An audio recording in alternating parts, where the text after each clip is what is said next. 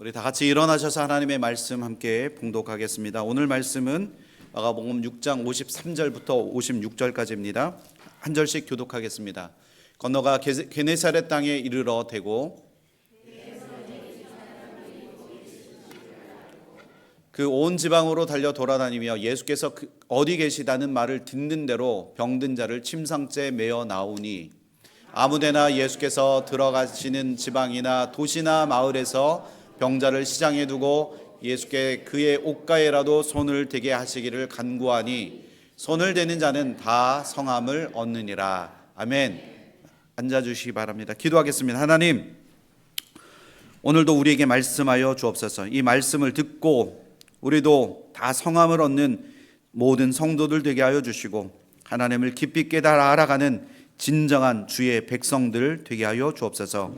예수 그리스도의 이름으로 감사하며 기도합니다. 아멘. 시간이 많이 좀 늦긴 했지만 말씀을 들어야 되겠죠?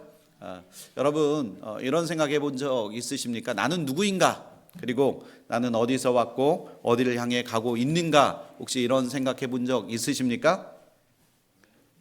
네, 우리 곽용구 집사님만 생각해 보신 것 같습니다. 아니 한 번쯤은 생각해 봤을 거라고 생각합니다. 이런 질문들은 자신의 그 정체성과 관련된 질문들인데요. 이 고려대학교 그 심리학과 박신웅 교수님이 쓴 책이 있는데 이 정체성의 심리학 이 책에 보면 이 정체성이 잘 정립된 사람들의 그 특징을 몇 가지로 설명할 수 있는데 그 첫 번째로 이 정체성이 잘 정립이 되면 영혼의 엑스레이 사진을 가지고 있다고 합니다. 그러니까 내가 어떤 영혼을 가지고 있는지 딱 이제 분명해진다는 거죠.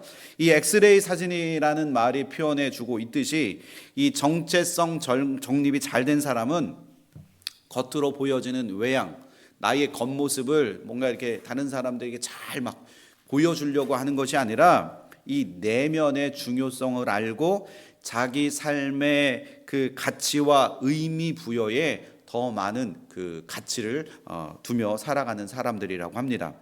이 자신의 정체성 정립이 잘 되어 있는 사람의 또 다른 특징은 자신의 목적지가 찍힌 내비게이션 이것을 가지고 있다고 합니다.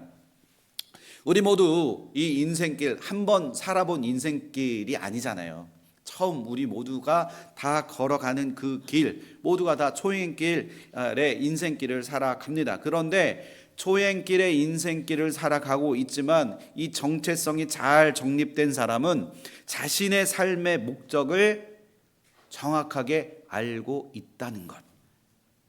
그러니까 어디로 가야 하는지를 분명하게 아는 것, 이것이 나의 정체성에서 분명히 드러나고 있다는 겁니다. 우리는 지금 정보의 홍수 속에 살고 있습니다. 그 자칫 잘못하면 이 넘쳐나는 그 홍수 속에 그 헤매다가 우리 삶의 귀한 것들 그리고 시간들을 우리는 놓쳐버리고 낭비할 수가 있다는 겁니다.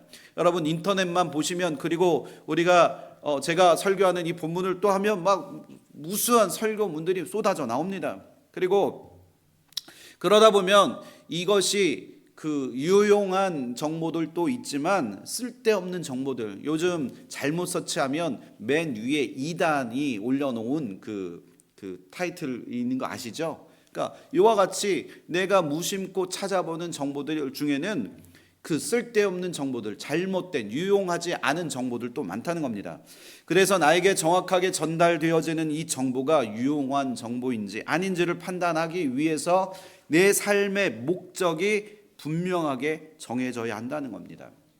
우리가 직면하는 수없이 많은 상황 가운데 헤매지 않기 위해서 우리는 그 인생의 목적이 먼저 우선으로 정해져야 할 줄 믿습니다.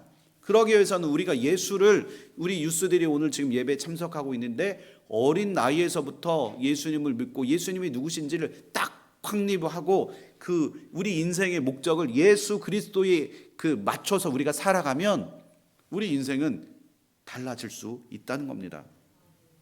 저는 주님을 인격적으로 만나고 난 후에 내 삶을 오로지 주님을 위해서 이제 살겠다고 평생 다짐했습니다.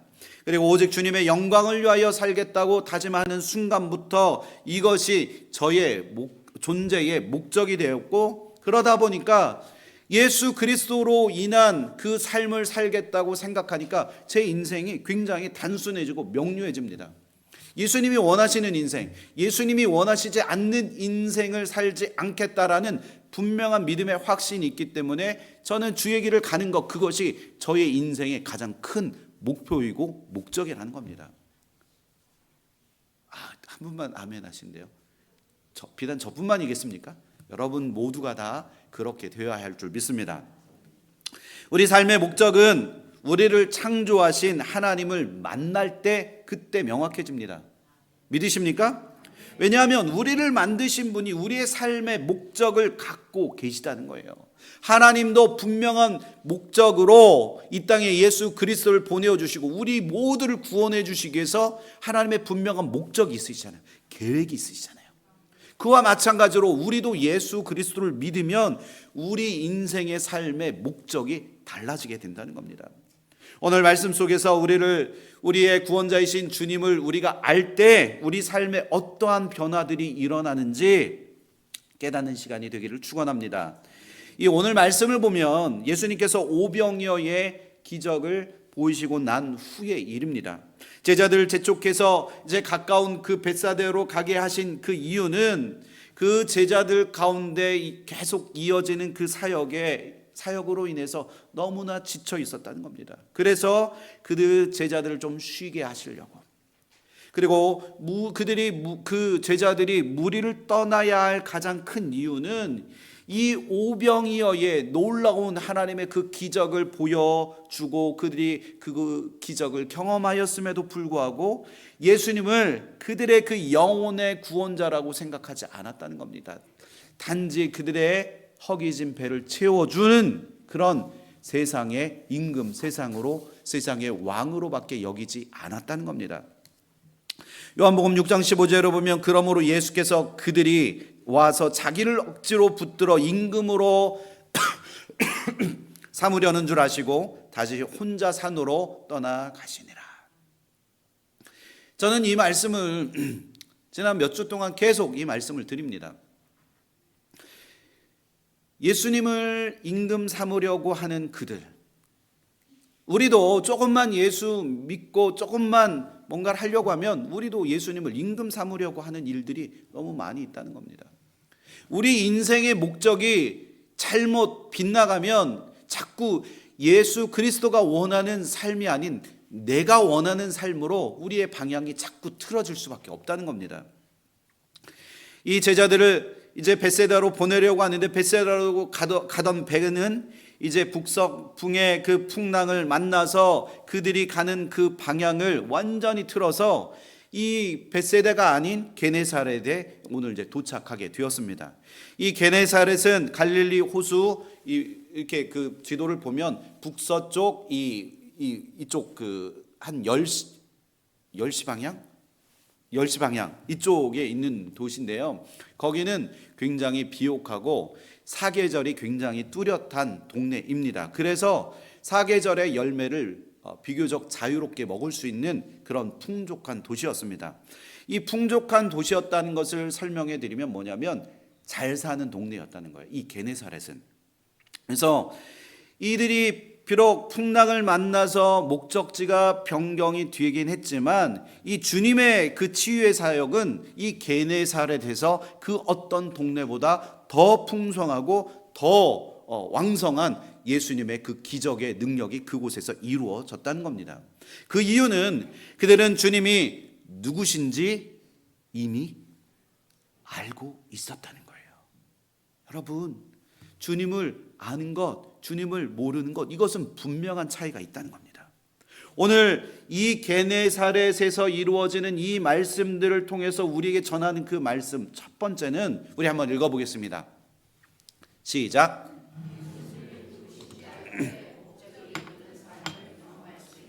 아멘. 믿으십니까? 자, 6장 53절, 54절 한번 읽어보실까요? 시작.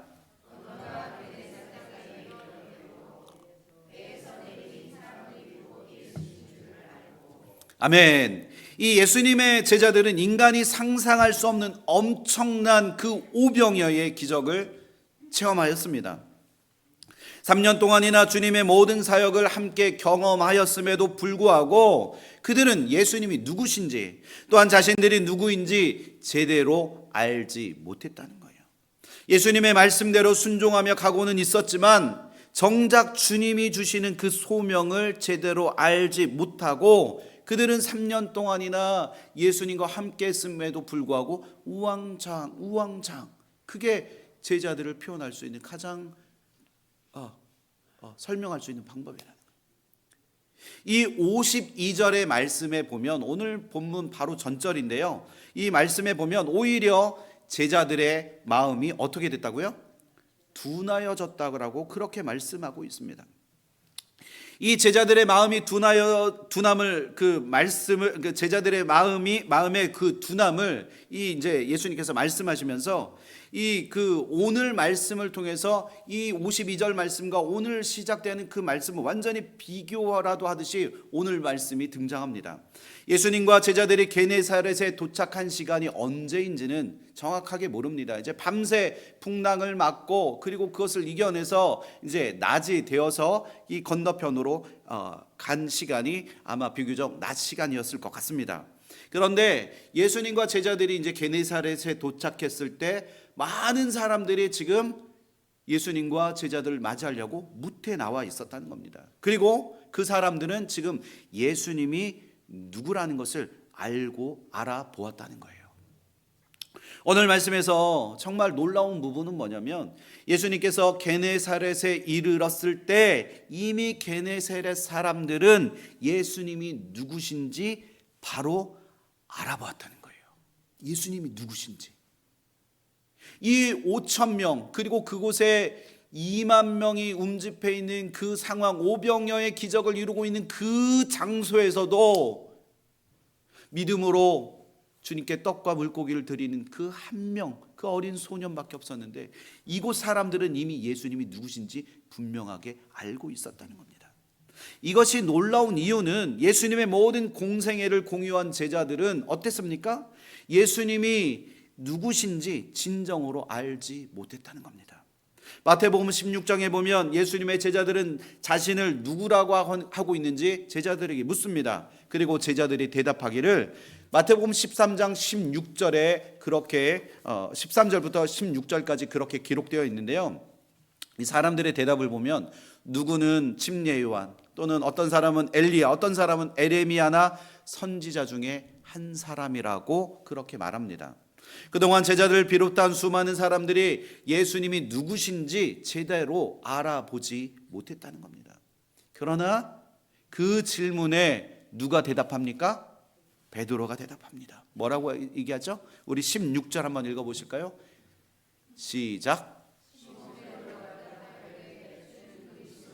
살아계신 하나님의 아들이십니다. 아멘. 이 고백이 여러분들의 고백이 되어 주신 줄 믿습니다.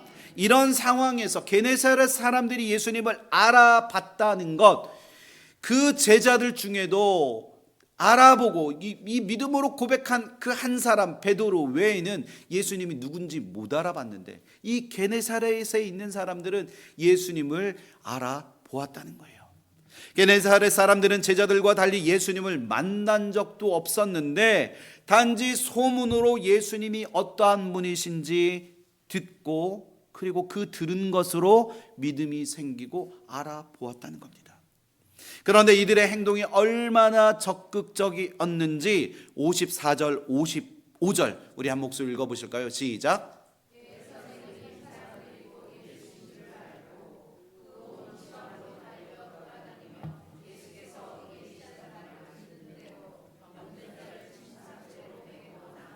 아멘. 자, 게네사렛 사람들이 예수님이 누구신지 알자마자 어떻게 했다고요?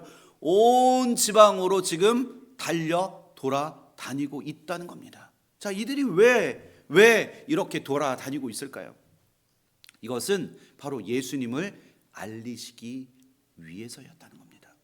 예수님이 계신 곳을 알자마자 아픈 자들이 침상째로 메고 예수님께로 나옵니다. 여러분, 왜일까요? 예수님께서 치유해 주실 것을 믿었기 때문이라는 거예요. 믿으십니까? 예수님을 아는 자, 자신의 연약함을 주님 앞에 메고 들고 나오는 자들이 바로 예수님을 아는 자들이라는 겁니다. 그들은 예수님의 그들의 아픔과 고통을 해결해 주실 구원자이심을 그들이 알아차렸다는 겁니다. 예수님을 만난 사람마다 여러분 인생이 변합니다.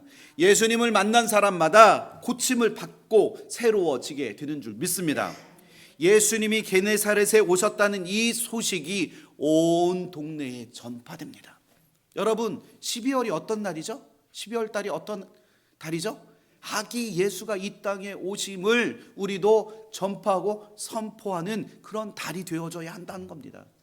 예수님이 그 게네사렛 땅에 오셨다라는 것을 이 게네사렛에 있는 모든 사람들이 지금 두루두루 온 동네를 다니면서 예수님이 오셨다, 우리를 죄 가운데서 구원해 주신 예수님이 오셨다, 지금 그 기쁜 소식을 전하고 있다는 겁니다.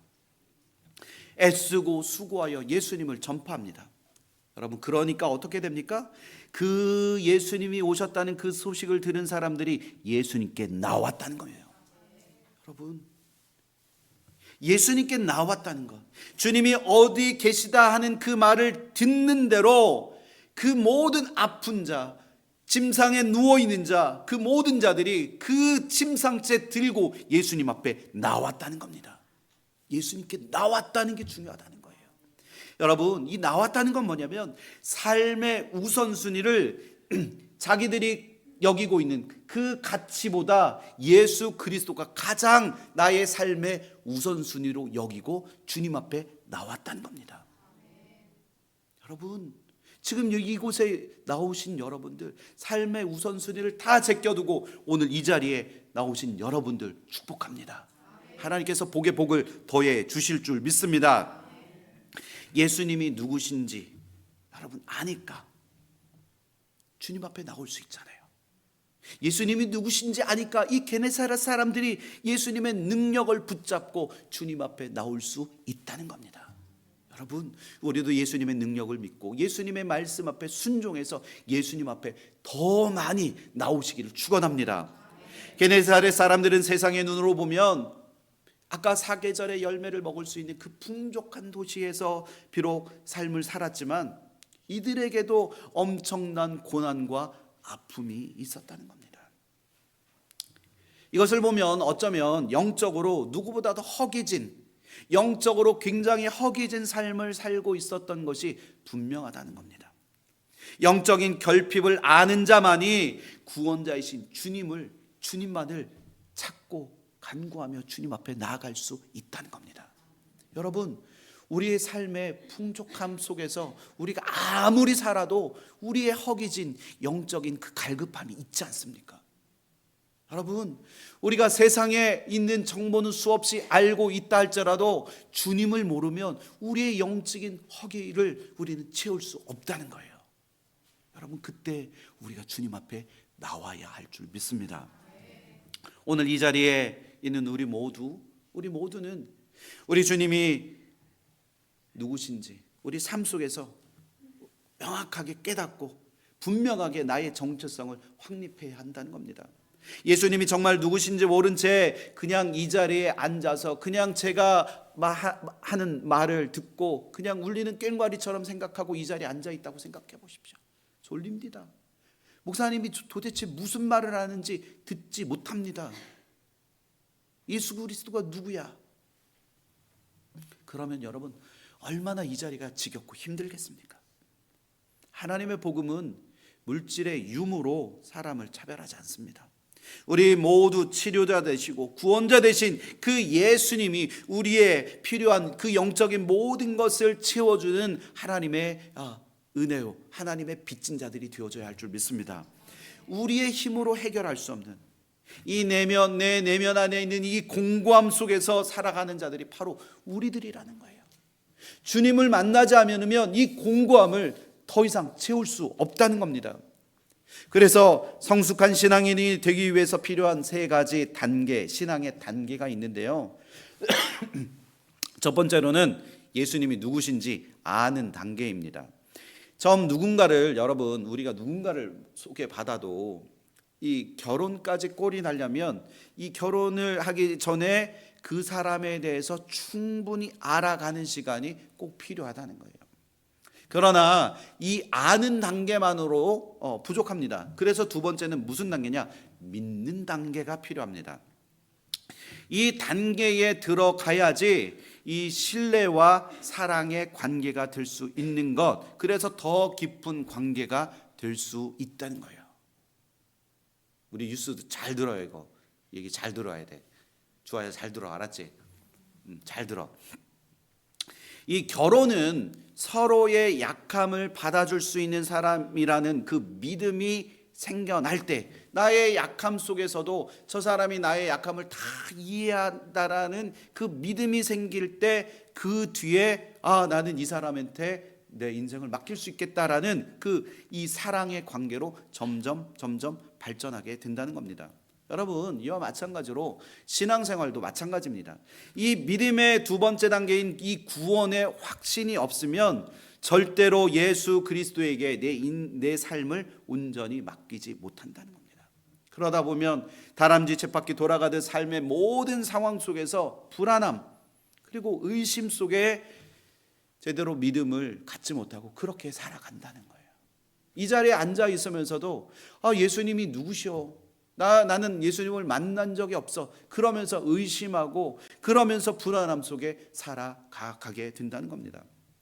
마지막으로 믿음의 관계가 성립이 되면 서로에 대해서 믿고 맡기는 헌신의 단계가 필요합니다. 여러분, 사랑한다면 그 사람을 위해서 우리가 어떻게 하죠? 헌신하게 된다는 거예요. 다 헌신 한번 좀 해보셨잖아요. 해보셨죠? 그리고 사랑은 헌신하게 만듭니다. 아낌없이 주게 됩니다. 사랑하는 사람에게 나타나는 헌신은 당연한 것입니다. 이 단계에 들어가지 못하면 어떻게 되냐? 이 결혼 지옥에서 헤어나오지 못하고 평생을 원망하며 살아갈 수도 있다는 겁니다. 마찬가지로 신앙도 결국 헌신의 단계에 들어가서 주님을 위해서 그 사명을 감당할 수 있게 된다는 겁니다. 주님의 몸된 교회를 위해서 기쁨으로 헌신하는 성숙한 신앙에 이를 때 그 필요한 것이 바로 헌신이라는 거예요. 이때 우리 삶의 진정한 정체성 안에서 요동치지 않고 이 헌신하면 주님 안에서 더 깊은 뿌리를 내리면서 믿음으로 주의 길을 걸어갈 수 있다는 겁니다. 오늘 예수님이 찾아가신 그곳 게네사렛 사람들은 주님을 알아보았습니다. 그만큼 게네사렛 사람들은 신앙의 첫 단추를 아주 잘 끼웠다는 거예요. 구원자이신 예수님을 알지 못하면 아무리 그들 앞에 기적을 경험해도 우리의 마음은 둔하여집니다. 그래서 삶에서 헤매이면서 수많은 방황 속에서 우리의 삶에 우리가 믿음의 신앙의 길 걷는다고 하지만 그 기적을 경험하고도 우리는 마음이 둔하여질 수 있다는 겁니다. 우리가 구원자이신 예수님을 진정으로 알 때 오늘 게네사렛 사람들이 온 동네를 뛰어다니면서 복음을 전할 수 있었던 것처럼 우리도 약함을, 우리의 아픔을 주님 앞에 다 내려놓고 주님이 구원자이심을 알아차리시는 저와 여러분들 되시기를 축원합니다. 두 번째는 한번 읽어보시겠습니다. 시작. 자, 56절 같이 읽어보겠습니다. 시작.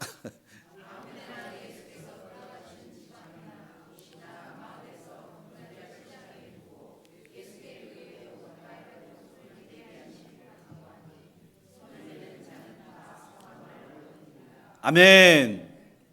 자, 마을 그리고 도시, 농촌, 예수님께서 지금 가시는 모든 곳에 지금 누가 몰려들었다고요? 사람들이 몰려들고 있습니다.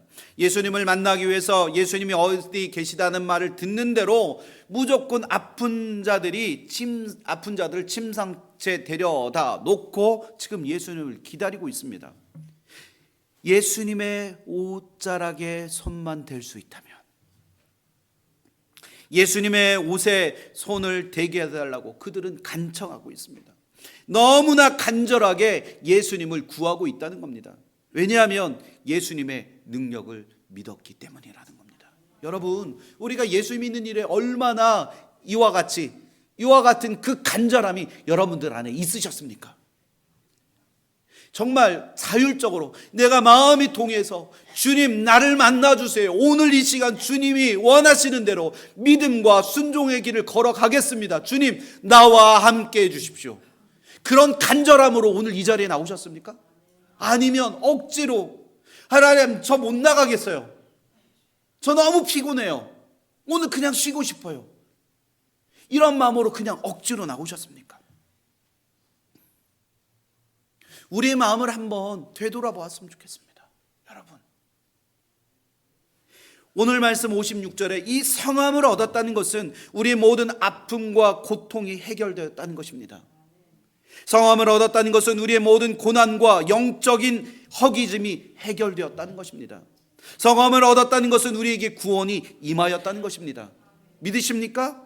예수님의 능력을 믿고 주님께 간절히 나오는 자들에게는 예수 그리스도가 우리에게 주시는 구원의 능력이 우리에게 임함을 여러분들 믿으시기를 축원합니다. 여러분, 하지만 그 누군가에게 이 복된 소식이 전해져야 한다라는 것, 여러분 이것을 잊어서는 안 됩니다. 아까 우리 마크 선교사님이 아까 보여주셨던 그 영상 속에 보면 아직 복음이 전달되지 않아서 그 복음을 듣지 못해 예수 그리스도를 알지 못하는 사람들이 있다는 겁니다. 여러분, 이런 사람들이 우리 주변에도 있다는 겁니다. 아픈 자에게는 그를 침상째 들고 주님께 나와야 할 자들이 필요하다는 것, 그것을 우리는 절대로 잊어서는 안 된다는 겁니다. 그 누군가가 복음의 능력이 있음을 전해주지 않으면 이 복된 소식을 절대로 들을 수 없는 사람들이 그 어딘가에 있다는 겁니다.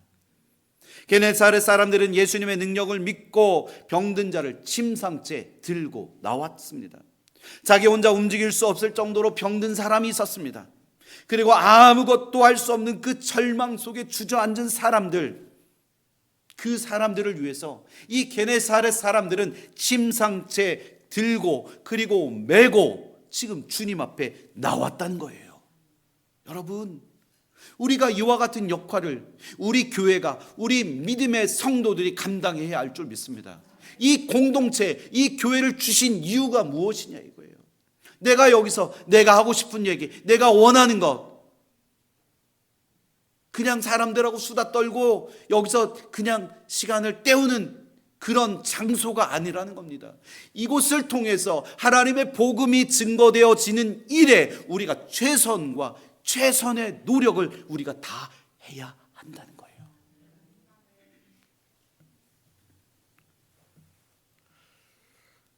사랑하는 성도 여러분, 우리 주변에 이런 사람들이 얼마나 많이 있습니까?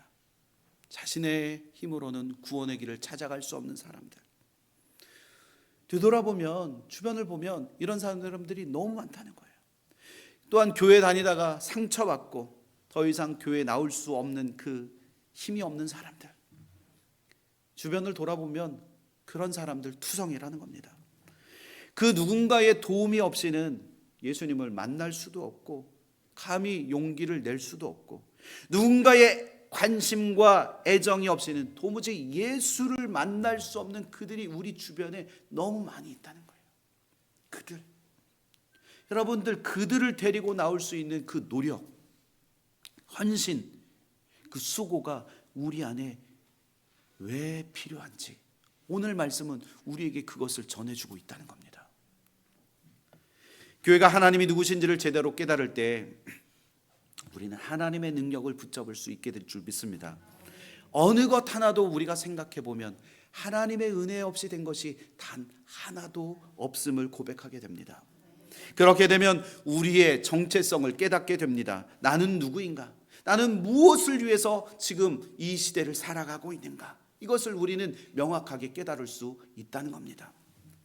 주님 안에 정체성이 깊게 뿌리 내려 있지 않은 사람들은 자신의 그 신념, 내가 믿는 것, 내가 생각한 것, 내가 원하는 것대로 그렇게 일할 수밖에 없다는 거예요. 그러면 결국에는 분란이 일어나고 싸움이 일어나고 악유하고 논쟁에서 교회가 어려움을 겪게 된다는 겁니다.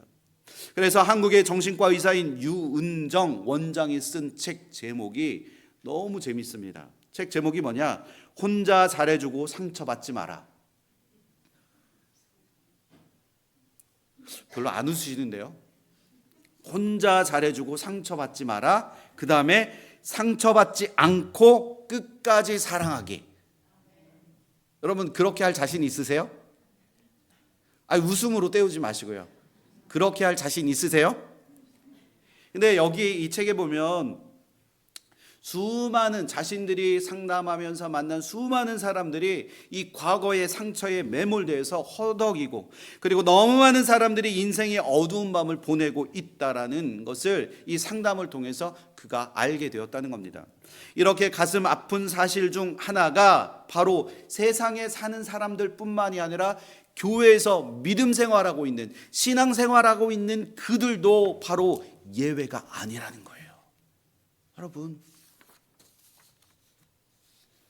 성도뿐만이 아니라 여러분 목회자들도 마찬가지입니다. 목회자들도 그 과거의 상처에서 헤어나오지 못하고 있는 사람들이 너무나 많다는 겁니다. 왜 그리스도조차 이런 혼미한 인생을 그렇게 거칠 수밖에 없을까?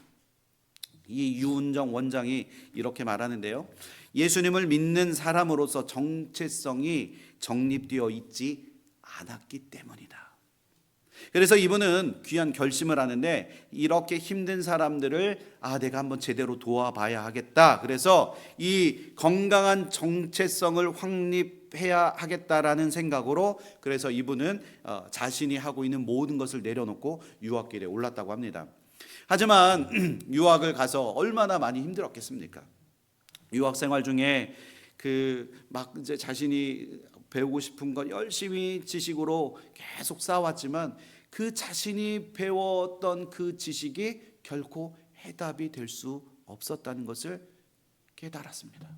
그리고 오히려 더 갈급해지고 더 힘들어가는 그 무렵에 오히려 그 해답을 하나님의 말씀을 통해서 알았다는 거예요.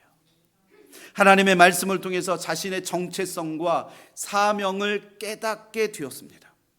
그러니까 결과적으로 놓고 보면 이 자신이 놓았던 포기하고 왔던 이 유학도 결국에는 하나님의 말씀을 보니까 유학할 필요도 없었고 신학을 할 필요도 없었고 훌륭한 지식도 해답이 아니었음을 결국엔 깨달았다는 거예요.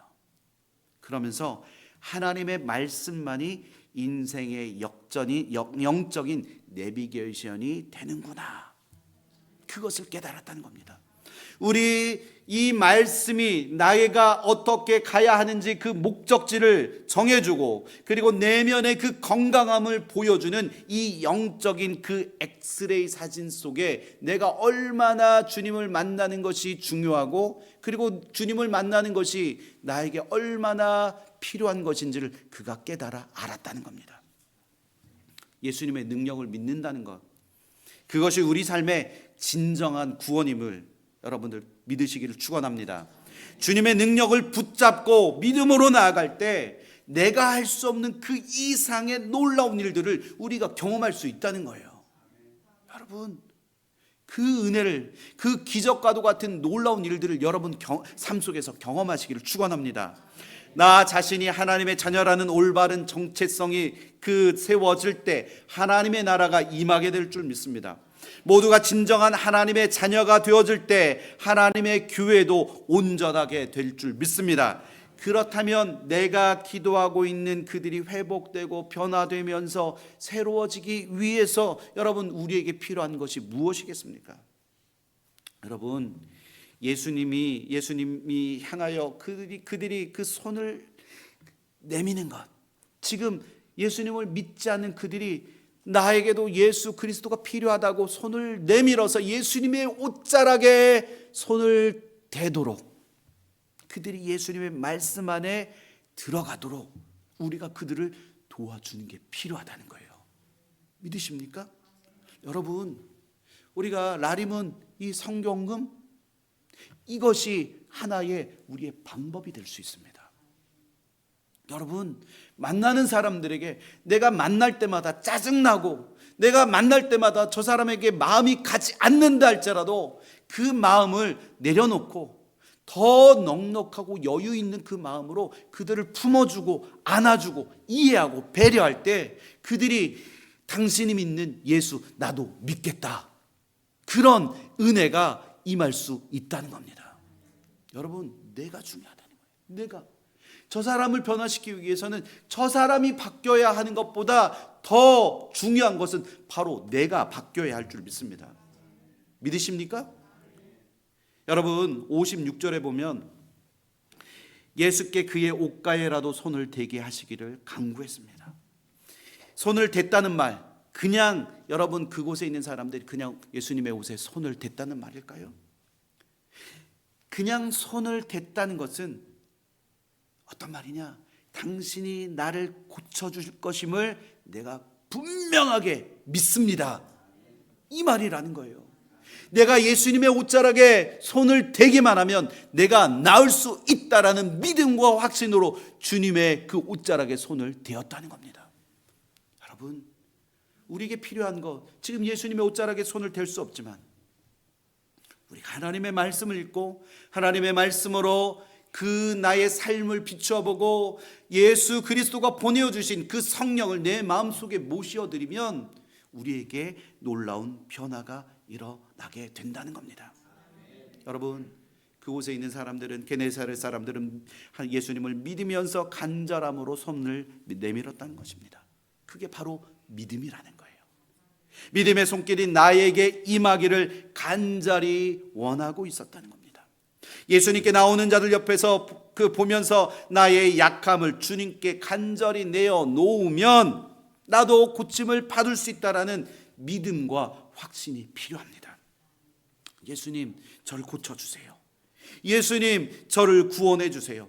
예수님, 저도 당신을 신뢰하고 믿으며 내 삶이 변화되어져서 성함을 얻는, 그리고 영원한 생명을 얻는 그 구원의 길에 내가 들어가기를 원합니다. 이 믿음의 고백이 여러분들의 고백이 되어져야 할 줄 믿습니다.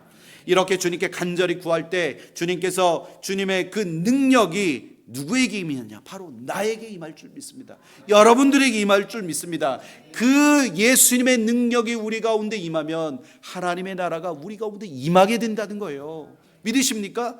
지금 우리가 예수 그리스도의 성전인 여러분 각자가 모여 이 교회를 이루고 이 교회를 통해서 결국에 무엇이 되냐? 하나님의 나라가 우리 가운데 임하게 될 줄 믿습니다. 여러분, 예수님을 만나면 새로워집니다. 그리고 고침을 받게 됩니다. 변화가 시작됩니다. 그 고침받고 새로움이 시작되고 이 변화가 시작되어지는 그곳이 바로 이곳, 오늘 이 장소에서 그런 변화가 이루어져야 할 줄 믿습니다. 내 마음과 생각, 내가 가지고 있는 그 의견, 내가 가지고 있는 그 교만함들을 다 주님 앞에 내려놓으시고 주님이 원하시는 주님의 뜻이라면 하나님, 내가 그 모든 것을 삶의 우선순위를 주님께 맞추어 드리겠습니다. 주님께 내 인생의 내비게이션을 목적지로 설정해 놓고 주님이 원하시는 그 길을 걷겠습니다. 주님, 나의 정체성을 새롭게 하여 주시고 예수 그리스도가 나에게 주신 그 능력이 임하게 하여 주셔서 내 인생의 방향이 오직 예수 그리스도를 향하여, 그곳을 향하여 달려갈 수 있도록 나를 붙잡아 주옵소서. 이렇게 오늘 믿음으로 나가시는 여러분들의 그 심령 가운데 하나님께서 그 인생의 내비게이션을 설정해 주실 줄 믿습니다. 내 인생의 목적이 오직 예수 그리스도로 맞추어 준 자에게는 하나님의 놀라운 구원의 역사, 하나님의 구원의 은혜가 여러분들의 삶 가운데 임하게 될 줄 믿습니다. 사랑하는 성도 여러분, 우리가 정말로 사랑하는 사람들 가운데 이러한 변화가 일어나도록 여러분들 기도하시기 바랍니다. 그들을 교회로 데리고 와서 복음의 말씀을 듣게 해야 합니다. 우리가 거기까지 그들이 교회에 나와서 하나님의 말씀을 듣게 하는 것, 그들을 인도하는 것, 그것이 우리의 사명, 우리는 거기까지라는 거예요. 그 이후에는 누가 하시냐? 바로 우리 성령 하나님께서 그 사람의 마음, 각자의 마음 가운데 들어가셔서 그들의 마음을 변화시켜 주실 줄 믿습니다. 이곳에 앉아 계신 분들 중에 아직도 예수 그리스도가 누구신지 우왕좌왕하고 제자들처럼 예수님이 누구신지 자신의 정체성을, 그리고 예수님이 누구신지 깨달았지 못한 자들이 있다면 오늘 성령 하나님께서 여러분들의 마음과 심중에 들어가셔서 여러분들의 마음을 변화시키실 줄 믿습니다. 여러분들의 마음을 흔들어 놓으실 줄 믿습니다. 내가 너희를 구원한 여호와 하나님이다. 내가 바로 예수 그리스도, 너희를 죄 가운데서 구원해 줄 자다. 주님께서 여러분들에게 오늘 말씀하십니다. 12월입니다. 아기 예수가 이 땅 가운데 오신 그 탄생을 우리가 축하하고 기념하는 이 12월 달에 여러분, 내가 어딘가에서 내가 존중받고, 내가 어딘가에서 즐기고, 내가 어딘가에서 좋은 시간을 보내는 그게 아니라 아기 예수가 이 땅에 오신 그 구원의 은혜를 단 한 영혼에게라도 증거하고, 단 한 사람에게라도 구원의 복된 소식을 증거하시는 저와 여러분들 되시기를 예수 그리스도의 이름으로 축원합니다. 기도하겠습니다. 게네사렛 사람들이 주님 앞에 나와 손을 대는 모든 자가 성함을 받게 된 것처럼 주님, 우리에게도 주님이 우리의 구원자이심을 믿게 하여 주옵소서. 주님이 우리의 치료자이심을 믿게 하여 주옵소서. 주님이 지금 이곳 가운데 오셔서 하나님의 놀라운 그 기적을 우리에게 베풀어 주시고, 예수님이 우리의 구원자이심을 믿음으로 고백하는 모든 성도들 되게 하여 주옵소서. 예수 그리스도의 이름으로 기도합니다. 아멘.